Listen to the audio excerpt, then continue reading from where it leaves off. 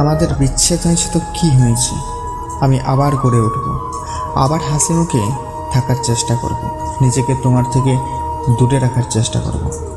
তুমি যাকে ভালোবাসলে না তাকে কেউ ভালোবাসবে, যাকে ছুঁড়ে ফেলে দিলে অবহেলা দিই তাকে কেউ জড়িয়ে ধরবে মায়া মেশিন, যাকে তুমি ঠকিয়ে গেলে ভেঙে টুকরো টুকরো করে দিলে তাকে কেউ না কেউ আবার করে তুলবে আদর দিয়ে। কেউ না কেউ ঠিকই তার জীবনে আসবে, তাকেও ভালোবাসবে, আপন করে নেবে। কিন্তু তুমি তো আর তাকে পেলে না।